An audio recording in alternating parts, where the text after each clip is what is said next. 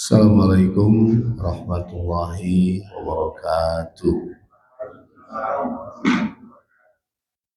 Alhamdulillah, alhamdulillahillazi ja'ala al-islam dinan ribatan matinan fi qulubil mu'minin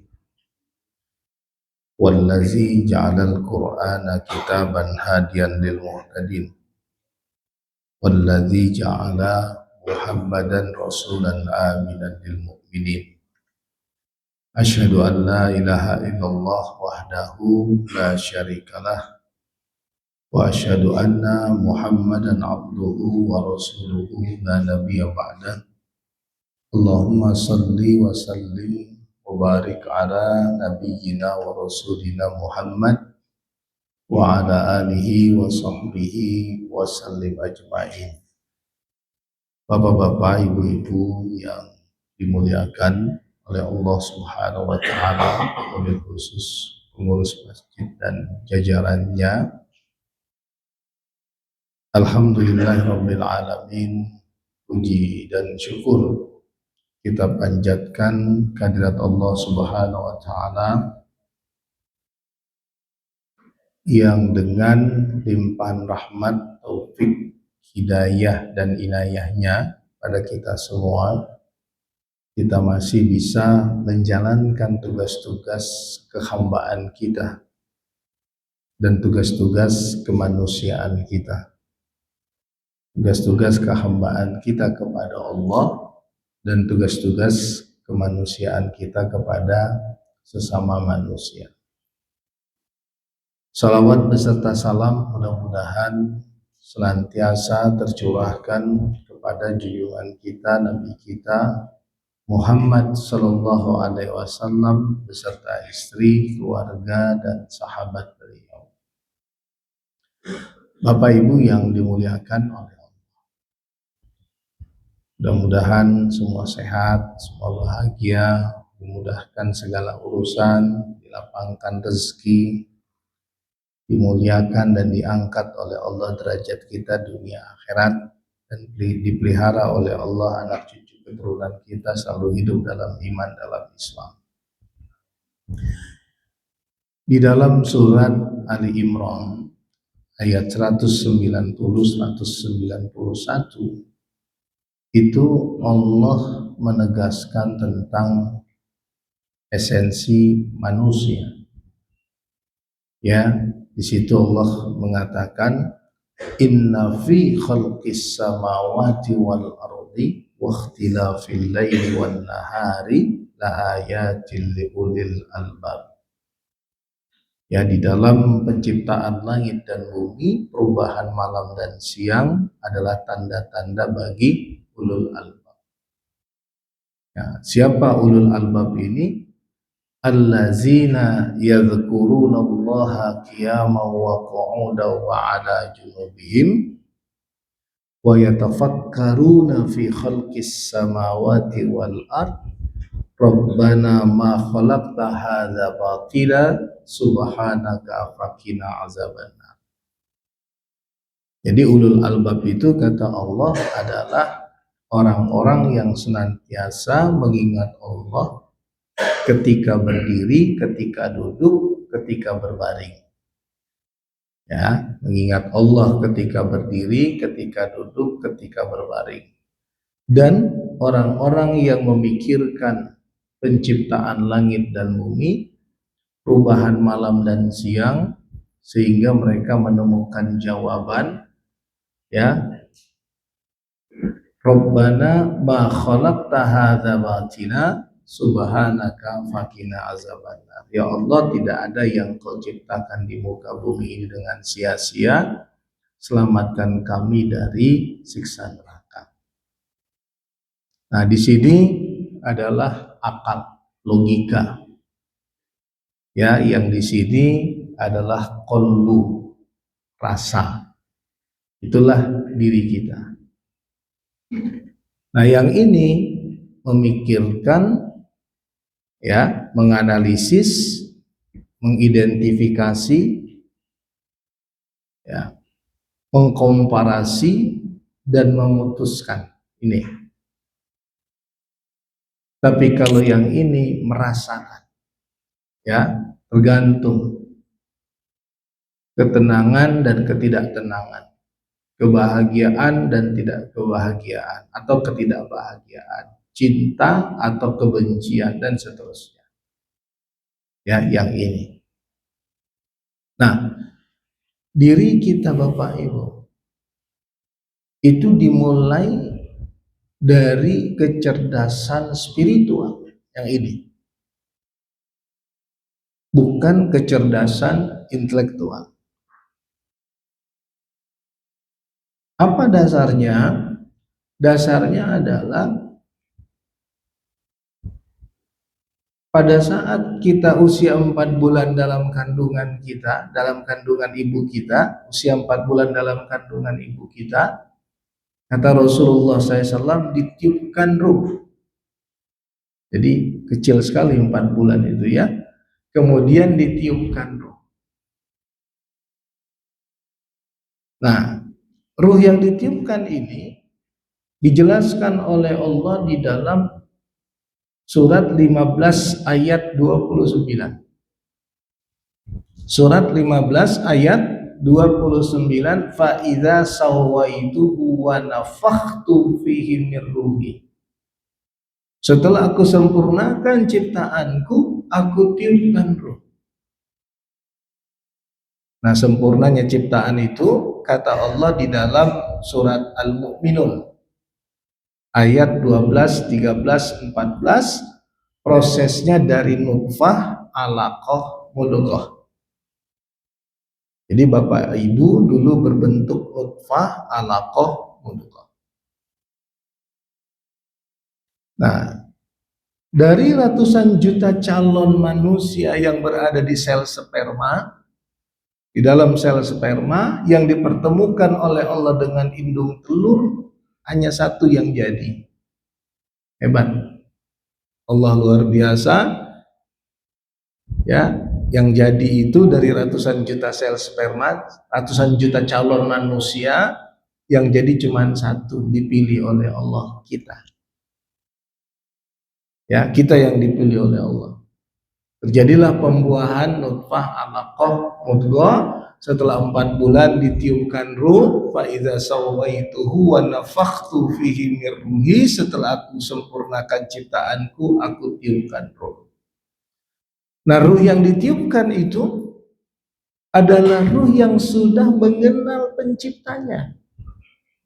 Nah, ini yang saya katakan bahwa kecerdasan itu dimulai dari kecerdasan spiritual, bukan intelektual. Karena kecerdasan intelektual ini adalah sesuai dengan masa pertumbuhan.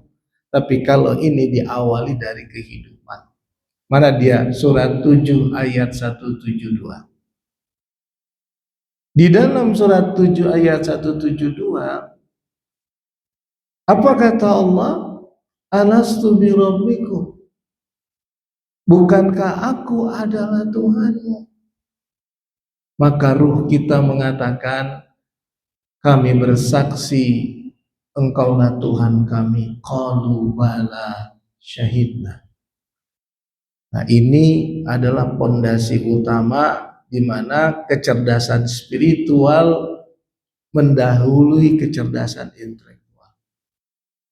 Nah, kalau Bapak Ibu baca beberapa literatur, walaupun tidak ada studi ilmiah yang akurat bahwa kapasitas ini lebih sedikit atau lebih kecil dibandingkan kapasitas ini. Ini paling mudah mengingat jangka pendek, tapi yang ini bersifat jangka panjang. Ya, ini jangka panjang. Yang ini jangka pendek. Nah, ini sering terhubung dengan, bukan terhubung, terkait dengan masalah-masalah emosi. Yang ini tadi didominasi oleh masalah-masalah atau hal-hal yang bersifat memahami, menganalisis, mengidentifikasi, mengkomparasi, memutuskan. Yang ini. Nah, Bapak Ibu, karena semua dimulai dari sini, maka inilah yang sering disebut dengan istilah kolbu, ya, hati. Ya, jadi ada kolbu, ada akal, ada rasa, ada logika. Nah, teman-teman yang bergerak di bidang neuroscience itu menyebutkan bukan hati, istilahnya pikiran sadar dan pikiran bawah sadar, istilahnya. Jadi pikiran sadar yang tadi memahami, mengkritisi dan lain-lain, pikiran bawah sadar ini adalah iCloud kita. Nah, semua peristiwa masa lalu yang jangka panjang Bapak Ibu ada di sini. Ya, dari kita mulai dalam kandungan usia 4 bulan, kemudian kita lahir sampai kita dewasa. Maka saya kasih contoh Bapak Haji Alimin yang usianya sudah 80 sekian tahun, Pak Alimin. Tapi di dalam diri Pak Alimin ini ada Alimin kecil. Nah, saya bedakan. Di dalam diri Pak Alimin usia 80 sekian tahun ada inner child-nya, ada Alimin kecilnya. Di dalam Pak Niko berusia 57 tahun, kalau saya nggak salah. Nah, di dalam Pak Niko usia 57 tahun itu ada Niko kecil. Pak Pulungan usia 60 sekian tahun, di dalam diri beliau 60 sekian tahun ada Pulungan kecil. Pak Gumawan Fauzi usianya 70 sekian tahun, di dalam diri beliau ada Gumawan kecil. Gumawan Fauzi kecil, itu yang disebut dengan inner child. Nah, saya Andian usia 57 tahun ini ada Andian kecil. Andian kecil itu yang mana? Andian kecil itu lahir tahun 68, seumur dengan Pak Niko.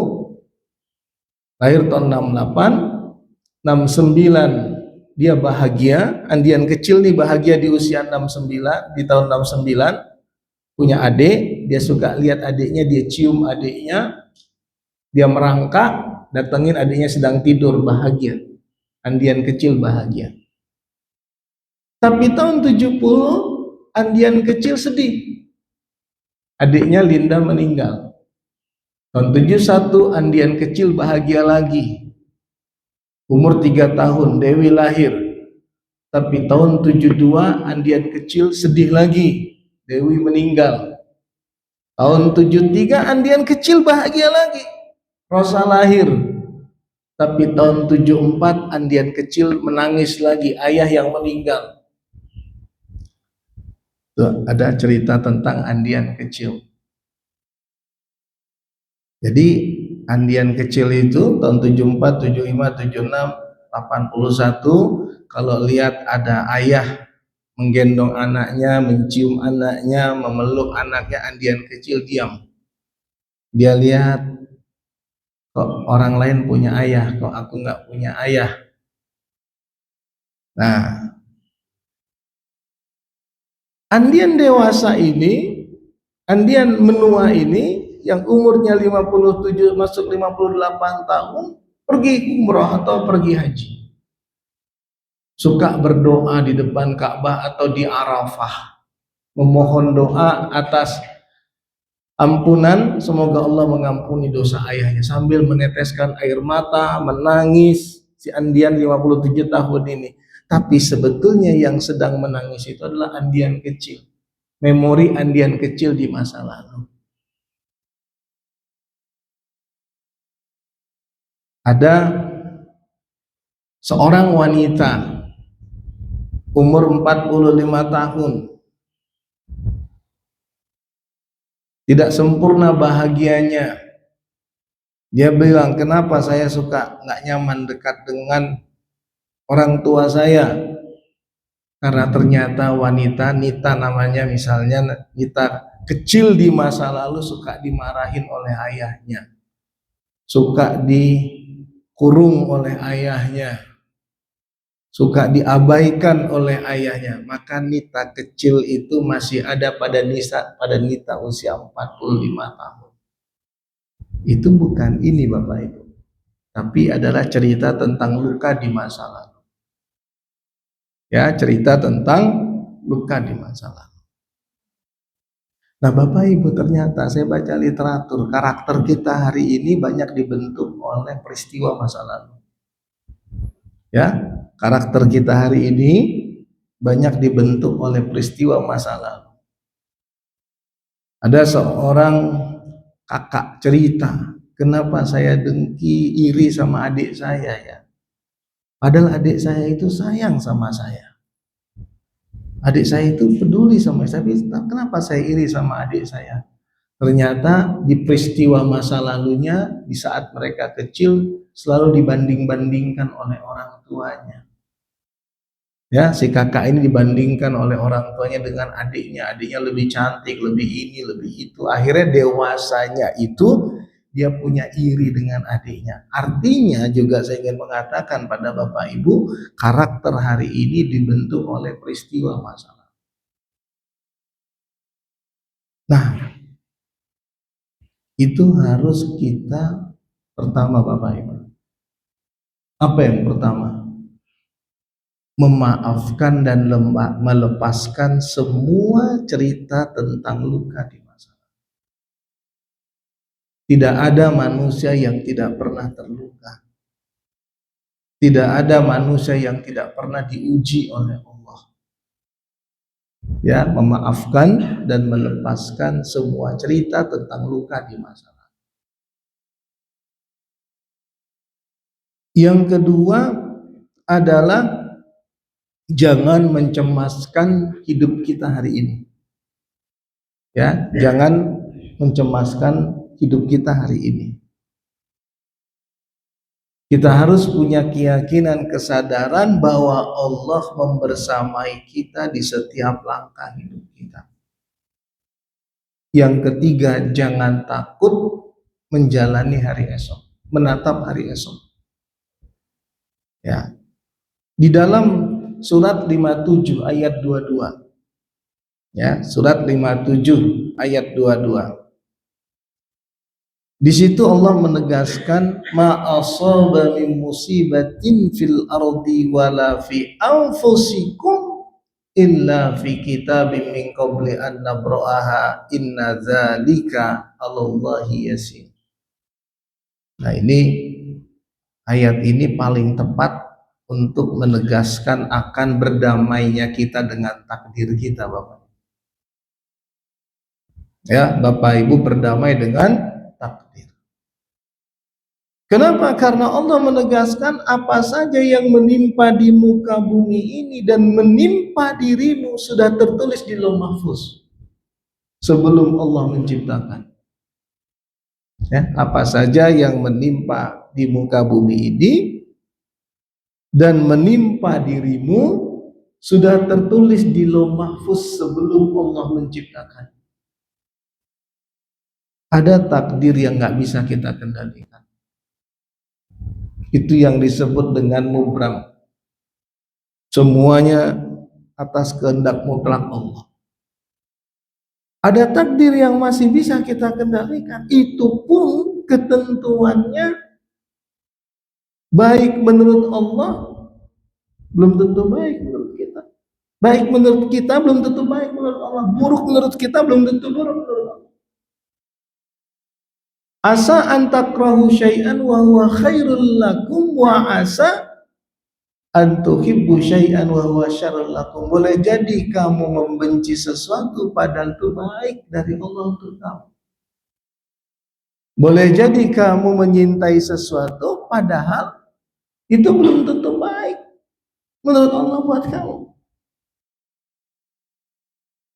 Maka takdir yang sudah menjadi ketentuan Allah tersebut yang disebut dengan mubram atau takdir yang ada ruang di situ kita berikhtiar tapi ternyata hasilnya tidak sesuai dengan ekspektasi kita,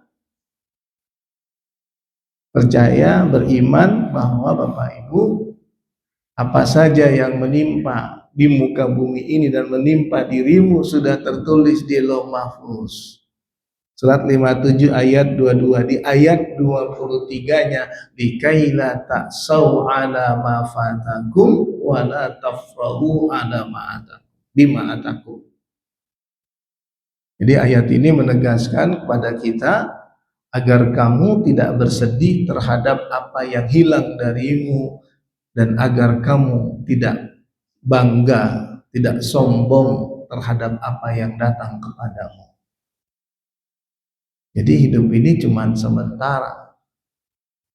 Segala sesuatu diatur berdasarkan takdir Allah. Ada yang membuat kita sedih, ada yang membuat kita senang. Yang tidak boleh larut dalam kesedihan, dan yang tidak boleh larut dalam kesenangan mengakibatkan kita sombong. Ya, kalau kita menyadari itu, kita akan berdamai dengan semua takdir kehidupan kita, baik takdir mubram ataupun takdir mu'allaq. Ya. Kemudian di surat 9 ayat 51, ya, di surat 9 ayat 51 Allah menegaskan, Qul la yusibana illa ma kataballahu lana huwa maulana wa 'alallahi falyatawakkalul mu'minun.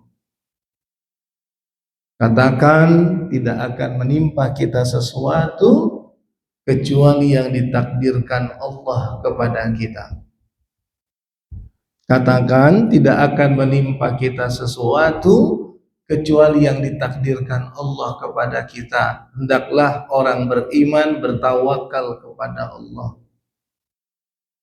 Jadi ada orang-orang yang tadi suka larut dalam kesedihan masa lalu, mencemaskan hidup hari ini, mengkhawatirkan hari esok.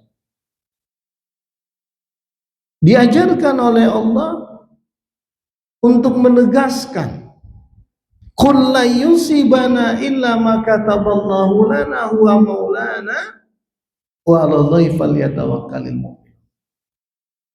Jadi Bapak Ibu usahakan itu ayat diafirmasi, diyakini.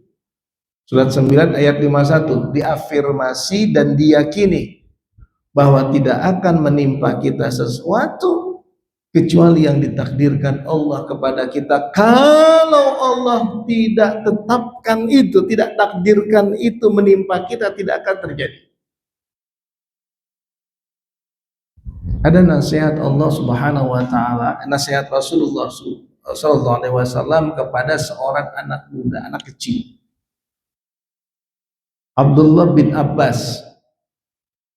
Jadi kalau Bapak Ibu pergi ke Taif, di sana ada masjid Abdullah bin Abbas. Ya, anak kecil ini pernah dinasehati oleh Rasulullah SAW. Apa kata Rasulullah? Jagalah Allah, niscaya Allah menjagamu. Ya, jagalah Allah, niscaya Allah menjagamu. Jagalah Allah, niscaya engkau temukan Allah ada di hadapanmu. Jagalah Allah, niscaya engkau temukan Allah ada di hadapanmu. Apa itu maksudnya jaga Bapak Ibu? Menjaga perintah Allah, meninggalkan larangan Allah, menjaga agama Allah, menjaga iman, menjaga Islam. Ya. Jaga agama Allah, hidupkan syiar Allah. Jika engkau meminta, mintalah kepada Allah. Jika engkau memohon perlindungan, mohonlah perlindungan kepada Allah. Jika seluruh penduduk bumi ini ingin memberikan atau ingin mencelakaimu, lebih tepat, ingin mencelakaimu, Allah tidak izinkan, maka tidak akan pernah terjadi. Ya, kalau seluruh penduduk bumi ini ingin mencelakaimu, kalau Allah tidak izinkan, maka tidak akan pernah terjadi. Kalau seluruh penduduk bumi ini ingin memberikan manfaat kepadamu, kata Rasulullah, kalau Allah tidak izinkan, tidak juga terjadi. Pena sudah diangkat, lembaran sudah kering. Ya, jadi lembaran sudah kering, pena sudah diangkat. Maksudnya apa? Segala sesuatu sudah tertulis di dalam takdir kehidupan. Nah, ini lebih tepat Bapak Ibu kalau kita sebut dengan istilah berdamai dengan takdir kita. Ya, berdamai dengan takdir kita. Nah, ada ujian hidup yang sebetulnya adalah bukan untuk menghancurkan kita, Bapak Ibu. Ada ujian hidup yang bukan untuk melemahkan kita. Kenapa? Ujian hidup itu adalah sebagai jalan pulang kita kepada Allah. Ujian hidup itu adalah menguatkan iman Islam kita. Ujian hidup itu sebagai bentuk atau bukti tanda cinta Allah kepada kita. Ujian hidup itu untuk mengkoneksikan kita, hati kita, menata hati kita ini, mengkoneksikan hati kita kepada Allah. Ada nggak ayat di dalam Al-Quran yang menegaskan bahwa hidup ini tanpa luka, tanpa ujian? Siapa yang menemukan ayat di dalam Al-Quran bahwa hidup ini tanpa luka ataupun tanpa ujian, Bapak? Yang ada adalah bahwa Allah membersamai kita pada saat kita menghadapi luka kalau kita sabar. Allah membersamai Bapak Ibu pada saat Bapak Ibu menghadapi luka, menghadapi ujian kalau sabar. Wa basyiris sabirin alladzina idza asabathum musibah qalu inna lillahi wa inna ilaihi raji'un. Beri kabar gembira kepada orang-orang yang sabar yang ketika menghadapi ujian, menerima luka, mereka mengatakan sesungguhnya kami milik Allah dan hanya kepada Allah kami kembali. Coba ayat berikutnya apa tuh? Ulaika alaihim salawatum mir rabbihim wa rahmah wa ulaika humul muhtadun. Orang-orang yang menghadapi luka, menghadapi cobaan, yang tadi kan kita cerita tentang cerita luka masa lalu tadi, ya. Kalau kita mau berdamai dengan takdir, meyakini bahwa kita yang menghadapi ujian, menghadapi luka dibersamai oleh Allah pada saat kita sabar, sehingga Allah menegaskan, ya, sehingga Allah menegaskan ulaika alaihim shalawatum mir rabbihim wa rahmah wa ulaika humul muhtadun. Merekalah orang-orang yang mendapatkan ampunan, merekalah orang-orang yang mendapatkan rahmat, orang-orang yang mendapatkan hidayah, bimbingan dari Allah Subhanahu wa taala. Ya, jadi ujian hidup itu bukan untuk melemahkan kita. Ujian hidup itu bukan untuk menghancurkan kita, tapi ujian itu untuk menguatkan hati kita sebagai seorang muslim, sebagai seorang mukmin, untuk selalu terkoneksi dengan Allah. Maka ujian hidup sebagai jalan pulang kita kepada Allah. Ya, coba Bapak Ibu bayangkan ketika diuji sabar. Kemudian tadi, ya, sabar tadi itu. Kemudian ketika diuji tawakal. Tawakal itu didahului prasangka baik kepada Allah, bahwa segala sesuatu yang datang dari Allah itu pasti baik. Maka Allah tegaskan falyatawakkalil mu'minun. Hendaklah orang beriman itu bertawakal kepada Allah. Ya, berserah diri secara kafah, secara totalitas kepada Allah. Ya, kemudian menjadi orang yang ikhlas. Apa ikhlas? Pernah kita kaji dulu ikhlas. Di dalam Al-Quran nggak ada surat, tidak ada kalimat ikhlas di dalam surat Al-Ikhlas? Coba. Di dalam Al-Quran tidak ada kalimat ikhlas di dalam surat Al-Ikhlas. Artinya apa? Surat itu kenapa dinamakan surat Al-Ikhlas? Padahal tidak ada kalimat ikhlas di dalamnya. Kalau An-Nas ada, Qul a'udzu birabbin nas, ada kalimat An-Nas, ada kata An-Nas, Qul a'udzu birabbil falaq, maka disebutkan dengan surat Al-Falaq.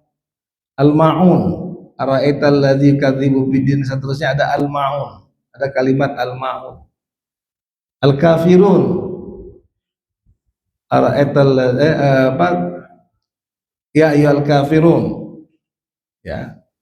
An-Nasr, iza ja'a nasrullah. Tapi surat Al-Ikhlas nggak ada kalimat ikhlas. Dinamakan surat Al-Ikhlas. Bagaimana pada saat ini dalam satu konteks? Konteksnya banyak. Tapi bagaimana pada saat Bapak Ibu diuji oleh Allah tetap meyakini bahwa itu datang dari Allah? Dan yakin akan kuat bersama Allah. Ya, Pak. Bagaimana kita meyakini bahwa segala sesuatu itu ditetapkan oleh Allah dan kita akan kuat bersama Allah? Penegasannya juga Allah katakan, Qul huwallahu ahad, Allahus samad, lam yalid walam yulad walam yakul lahu kufuwan ahad. Berarti kita memurnikan tauhid kita kepada Allah. Coba, Qul huwallahu ahad. Apa artinya? Katakan Allah Esa. Allahus samad. Hanya Allah tempat meminta. Lam yalid walam yulad. Tidak beranak dan tidak diperanakkan. Walam yakul lahu kufuwan ahad. Dan tidak ada sekutu bagi Allah. Coba, kan nggak ada kalimat ikhlas. Tapi ketika kita memurnikan tauhid kita kepada Allah, meyakini bahwa Dia satu-satunya Tuhan dalam kehidupan kita, Dia tempat bersandar, Dia tempat meminta, Dia tidak beranak dan Dia tidak diperanakan, itu berarti kita memurnikan tauhid kita kepada Allah. Begitu kita murnikan tauhid kita kepada Allah, itu artinya kita orang-orang yang mukhlisin, orang-orang yang ikhlas. Jadi Bapak Ibu, hidup ini dalam dimensi ruang dan waktu yang sangat terbatas. Di dalam perjalanan hidup yang singkat dari kelahiran sampai kematian, kita nggak akan pernah lepas dari cobaan ujian. Gak akan lepas. Ujian hidup bagi orang mukmin bukan untuk melemahkan, bukan untuk menghancurkan, tapi untuk menguatkan tauhid kita bahwa Allah membersamai kita. Makanya di surat Ali Imran ayat 139 itu Allah menegaskan Bapak Ibu,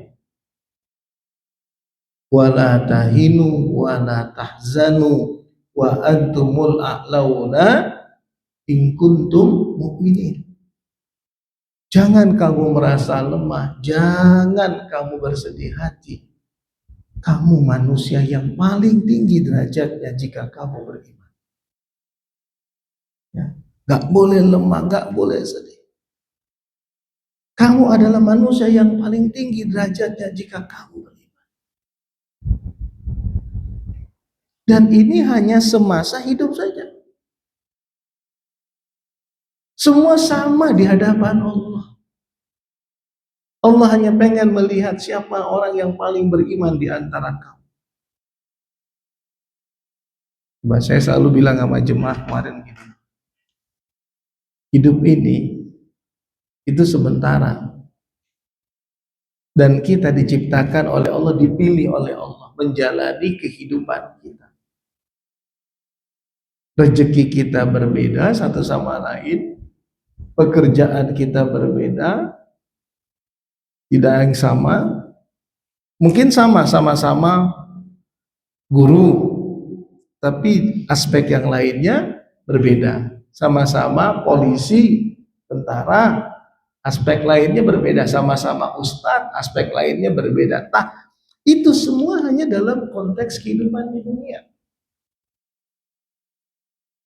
Pada akhirnya nilai diri kita itu adalah pada iman kita, pada amal kita, pada takwa kita, pada kebersihan hati kita memahami kehidupan tadi. Tidak gampang larut di dalam sedih. Begitu selesai kehidupan kita, apa yang terjadi Bapak Ibu? Di tanah kusir itu ada jenderal polisi, ada prajuritnya juga. Di tanah kusir itu ada jenderal TNI, ada juga prajurit yang paling level bawah. Di tanah kusir itu ada kiai yang dikuburkan, ada juga muridnya di situ. Di tanah kusir itu banyak dokter yang dikuburkan di situ, ada juga pasiennya. Hah? Di tanah kusir itu ada pejabat dulu, ada juga rakyat yang dia pimpin. Sama semua. Di tanah kusir itu ada polisi yang pernah tangkap penjahatnya. Di situ ada polisinya, ada juga penjahatnya. Bukan penjahat, mungkin orang yang pernah difitnah. Sama nggak manusia? Hidup dalam dimensi ruang dan waktu yang sangat terbatas, kemudian menjalani cobaan dan ujian hidup, pada akhirnya semuanya akan kembali. Nah, value kita apa? Nilai diri kita apa? Adalah ketulusan hati kita. Value kita apa? Amal kita. Value kita apa? Amal soleh, takwa kita. Maka ada ayat yang Allah tegaskan di dalam surat Asy-Syu'ara surat 26 ayat 88, yauma la yanfa'u malun wala banun illa man atallah biqalbin salim. Ya, pada hari di mana tidak ada manfaat harta dan anak-anakmu, kata Allah, kecuali orang-orang yang datang dengan hati yang bersih, ya, dengan hati yang murni. Illa man atallah biqalbin salim. Bapak Ibu, orang-orang yang datang kepada Allah dengan hati yang bersih, hati yang murni. Nah, kita ini sebenarnya kalau perjalanan hidup sudah di penghujung, ya, sudah di penghujung waktu sebenarnya, injury time, berada di penghujung waktu kita. Pantas juga tidak usah terlalu sibuk dengan kehidupan dunia, karena sebetulnya sedang mempersiapkan diri untuk pulang, di mana dijanjikan hidup sesudah mati itu bagi orang beriman jauh lebih indah dari kehidupan di dunia ini. Maka siapa orang yang tersesat itu ketika menjadikan dunia sebagai obsesi tertingginya, ketika hidup dengan kehidupan dunia, glamor dengan kehidupan dunia, lupa jalan pulang. Padahal nasihat Allah di dalam Al-Quran surat 28 ayat 77, apa di surat 28 ayat 77, wabtaghi fima ataqallahu darul akhirah wala tansa nasibaka minad dunya. Kejar kehidupan akhiratmu, jangan kau lupa dengan kehidupan dunia. Ya, kejar kehidupan akhiratmu yang jauh lebih pasti dari kehidupan dunia ini. Nah, banyak orang tertipu Bapak Ibu, lalai hatinya dengan kehidupan akhirat. Kenapa? Karena obsesinya kehidupan dunia. Padahal di alam ruh dia sudah berjanji, alastu bi rabbikum, bukankah aku adalah Tuhanmu? Qalu bala syahidna, kami bersaksi ya Allah engkaulah Tuhan kami. Begitu dia mengarungi kehidupan di dunia ini, orientasi berubah. Orientasi berubah. Maka ada cobaan ujian hidup datang kepada kita untuk mengajak kita pulang kembali kepada Allah. Yakin kamu kepada Allah, serahkan dirimu kepada Allah. Sebaik-baik tempat ibadah, sebaik-baik tempat meminta adalah Allah. Tapi nggak mudah ternyata Bapak. Ya, tidak mudah. Maka ada ujian datang lagi kepada kita, cobaan datang lagi kepada kita, Allah minta kepada kita pulang. Ada kenyataan yang tidak sesuai dengan harapan kita. Banyak gak kenyataan yang tidak sesuai dengan harapan? Banyak. Apa kata Allah?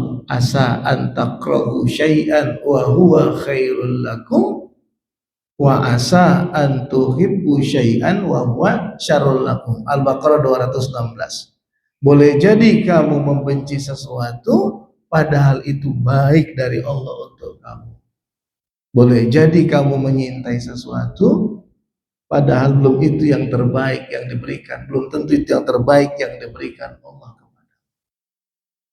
Nah, Bapak Ibu, kalau kita memahami itu, kita bisa mengobati luka batin kita. Kita nggak akan larut dengan semua cerita luka di masa lalu. Kita tidak akan mencemaskan hidup hari ini. Kita tidak akan takut dengan menjalani hidup untuk hari esok. Karena kita yakin bahwa Allah membersamai kita.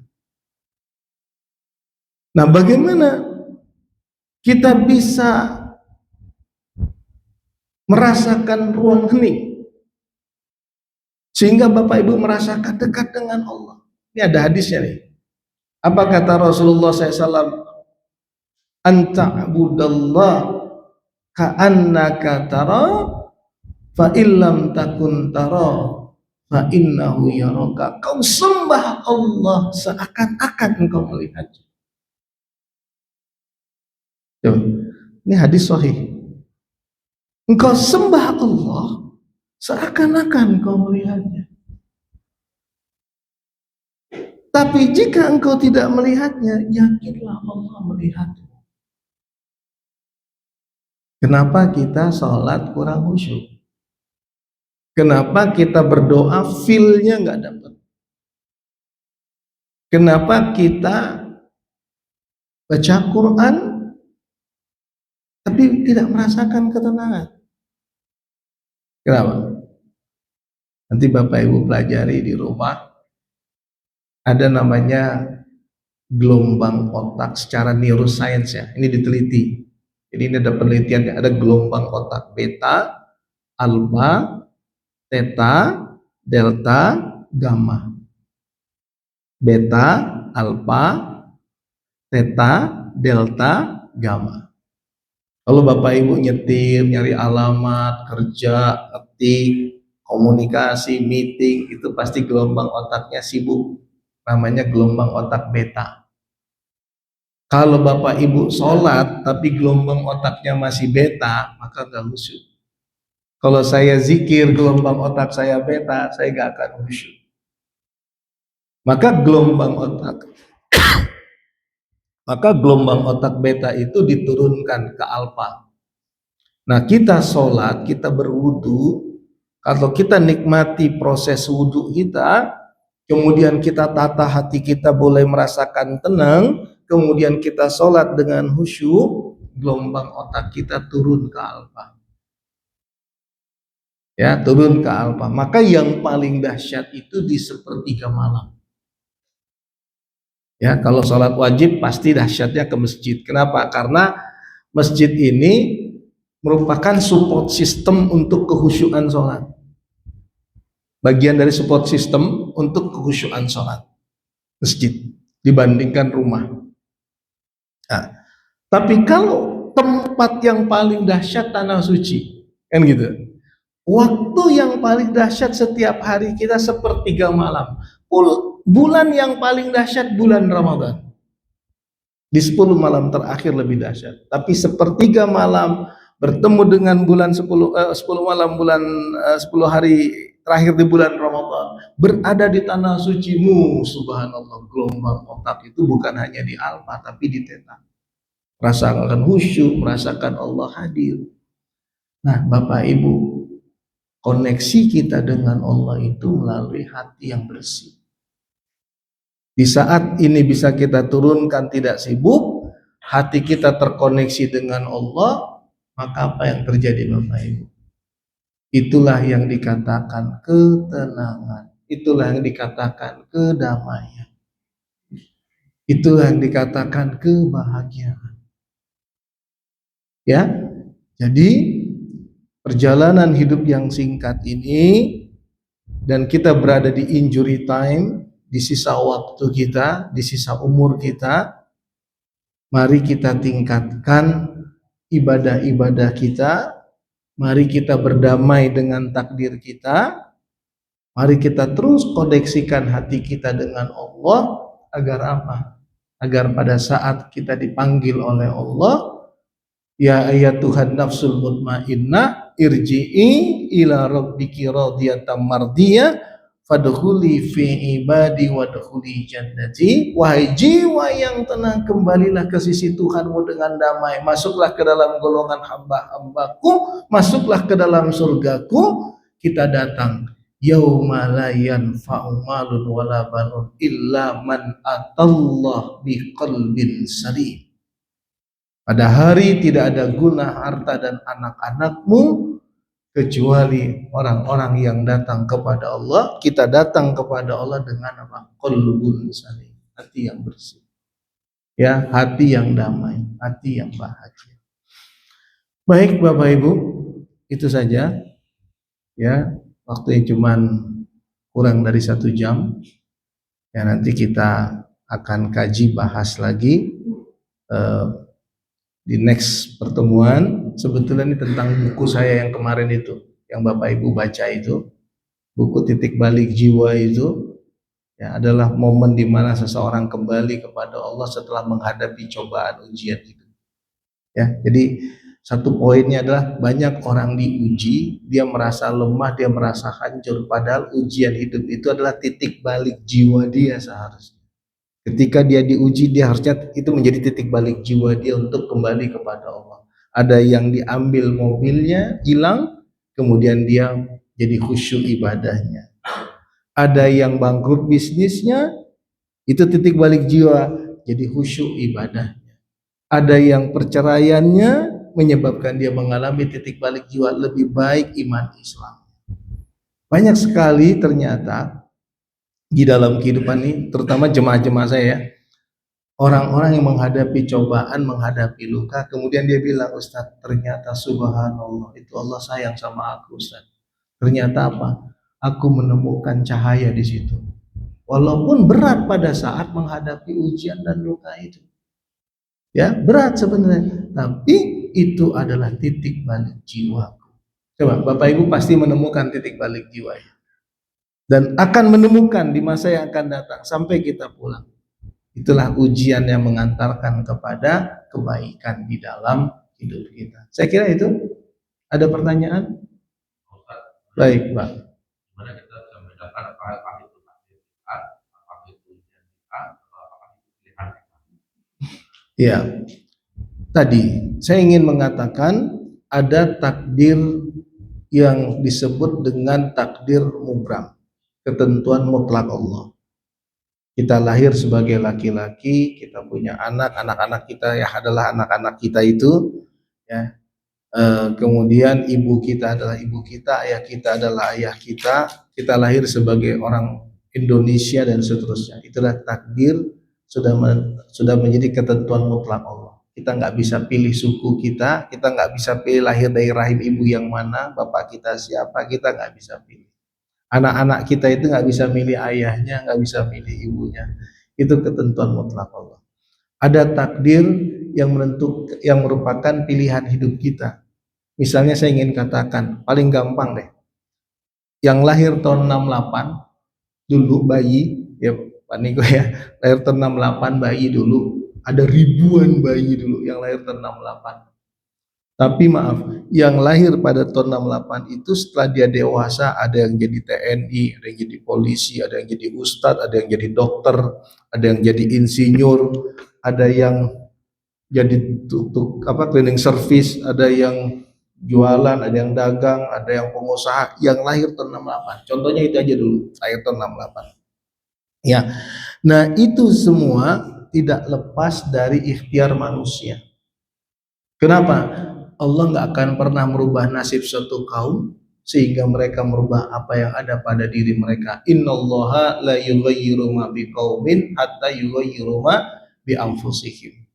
Ada sahabat saya, cita-citanya apa? Dia pengen jadi ahli teknik sipil. Ternyata di dalam itu pilihan dia, maunya dia, tapi di dalam perjalanan hidupnya jadi marketing. Ada murid saya, cita-citanya pengen jadi dokter. Saya dosen di RC 15 tahun, 14-15 tahun. Cita-citanya pengen jadi dokter. Dia kuliah dari SD, SMP, SMA, dia kuliah di RC. Ternyata jadi marketing, sales marketing alat kesehatan. Ada adik saya, cita-citanya pengen jadi arsitek, adik ipar saya. Adik ipar saya, cita-citanya arsitek. Semangat banget dia kuliah arsitek. Saya dulu ikut nganter market dia itu ke dosennya itu. Saya cita-cita saya arsitek, Pak.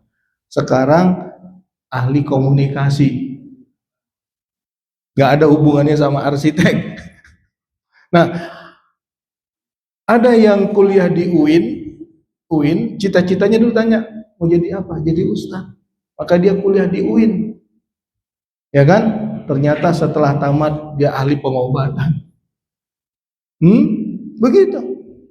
Nah, artinya apa? Kita mungkin punya rencana, kita punya ikhtiar, kita berjuang di situ. Saya nggak pernah punya cita-cita jadi ustaz. Saya cita-cita saya dulu jadi artis. Saya ikut casting saya. Jadi artis. Begitu saya dipanggil, ayo main, besok main ya. Aduh, saya mikir nih nenek saya kalau nonton gimana ini? Nenek saya ustazah. Guru saya digontor kalau nonton saya gimana nih? Apalagi filmnya film kayak model drama Kumbara yang gitu. Yang ada candi perempuan pakai. Wah, nenek bisa ribut, teman-teman saya pesantren bisa ribut. Saya enggak jadi. Nah, terus saya kuliah S2, saya S3. Saya kuliah S2, S3 pengen jadi dosen. Dosennya dapat, ustadznya nggak pernah kepikiran. Jam 2 siang teman saya bangunin saya. Assalamualaikum. Waalaikumsalam. Ada apa sih jam 2 siang? Ini orang lagi istirahat, saya bilang. Saya punya majelis taklim di Bintaro. Saya mau pergi ke Kanada 3 bulan. Tolong dong bantu saya. Berapa orang? 7 orang. Aduh. Jam berapa ngajinya? Siang. Alah. Bukan saya banget tuh, saya bilang. Jam 2 siang, 7 orang ngaji. Tolonglah, saya mau ke Kanada, kata dia. Namanya Irfan Abu Bakar, dosen UIN. Terus gimana caranya? Ya ngaji aja, ngajar aja, kata dia. Ya udah, saya ngajar. 7 orang itu dia pulang 3 bulan jadi 50 orang. Dia pulang 3 bulan dari Kanada jadi 50 orang. Nah, yang 50 orang ini, maaf, bisik-bisik ke saya sampai Irfan itu marah ke saya. Udah maunya sama Ustadz Andian aja. Nah, sejak itu saya dipanggil Ustadz tuh. Tahun 99 itu. Udah, kita maunya sama Ustadz Andian aja. Nah, saya serahin ke Irfan, sahabat saya. Irfan, mereka nggak mau. Irfannya marah ke saya. Dimusuhin saya. Berapa tahun nggak ngomongan sama saya. Saya bilang ya nggak mau jemaahnya, kenapa saya kena? Akhirnya saya bilang sama jemaah, undang kita berdua. Karena itu kan setiap minggu, saya 2 minggu, dia 2 minggu, udah itu aja. Nah setelah nyaman, Bu, udah saya serahin sama Ustadz Irfan lagi ya. Enggak Ustadz. Nah dari yang 50 itu, mulut ke mulut, mulut ke mulut, mulut ke mulut. Bayangkan 20, berapa tahun? 26 tahun, 27, 28 tahun. Akhirnya jadi Ustadz. Nggak kepikiran jadi Ustadz saya. Sedikit pun nggak punya pikiran. Jadi Ustadz.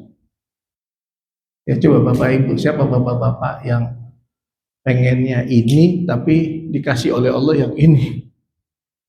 Nah, kalau itu dari Allah, semua itu dari Allah, yakini itu yang terbaik.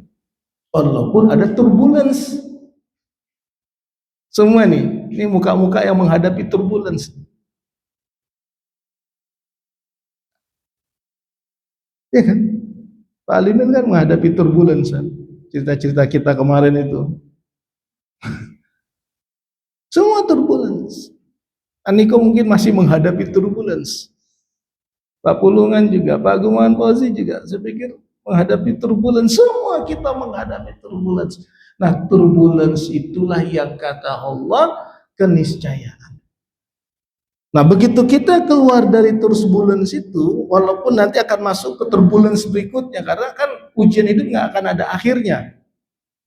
Nah, ada yang menjadi takdir kita, kemudian kita ikhtiarkan, itu pun takdir kita yang mu'allaq namanya, ada ikhtiar kita di situ, tapi ingat hasil tetap milik Allah.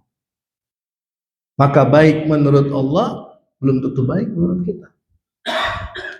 Atau begini yang paling gampang, apapun yang datang dari Allah pasti yang terbaik buat orang beriman. Itu aja yakin. Ya, fa inna ma'al usri yusra, yakini juga tuh, bersama kesulitan pasti ada kemudahan, bersama kesulitan pasti ada kemudahan. Yakini juga yang kedua berikutnya, la yukallifullahu nafsan illa wus'aha, Allah enggak menguji kita di luar batas kesanggupan kita. Innallaha ma'as sabirin, Allah bersama orang yang sabar. Innallaha yuhibbut tawwabin wa yuhibbul mutatahhirin, Allah bersama orang yang bertaubat dan selalu mensucikan dirinya. Artinya kalau kita kupas ayat-ayat tadi, banyak ayat-ayatnya bahwa Allah membersamai kita selalu. Ya, jadi takdir itu ada mu'allaq, ada mubram. Yang mubram yang mu'allaq ada ikhtiar kita di situ, walaupun hasil bukan kita yang menentukan. Karena tadi saya bilang pengen jadi dokter, ternyata sales alat-alat kesehatan. Pengen jadi arsitek, ternyata jadi pakar komunikasi. Ya kan? Begitu. Jadi kalau sekarang ada artis jadi ustadz, ya itulah dia contohnya. Siapa? Dery Sulaiman itu. Artis jadi ustadz. Ya kan? Nah, sekarang lagi banyak artis-artis pendatang baru nih yang umurnya 20-an tahun. Yang tadinya non-Islam atau jadi Islam, Muslim, ya, dapat hidayah jadi ustadz, ya udah biarin aja. Jadi Bapak Ibu nggak usah, itu orang baru masuk Islam udah jadi ustadz, biarkan. Ya, biar dia bisa meraup segmen-segmen yang di situ gitu, yang nggak bisa tercover oleh ustadz-ustadz di usia saya misalnya. Ada preman jadi ustadz dulu, preman sekarang jadi ustadz, ya alhamdulillah. Dia bisa menarik orang preman-preman jadi orang baik gitu loh. Inilah indahnya Islam. Ya, saya kira itu ya, Pak. Jadi tadi pertanyaan tadi ya. Jadi bedakan mana takdir, mana apa tadi? Satu lagi? Pilihan, satu lagi? Cobaan. Cobaan itu ya juga takdir yang datang dari Allah, tadi ayatnya tadi kan. Nah, bismillah, semoga apapun namanya itu menguatkan iman Islam kita. Cukup? Ada lagi? Cukup ya. Sekian dari saya. Wabillahi taufiq wal hidayah. Wassalamualaikum warahmatullahi wabarakatuh.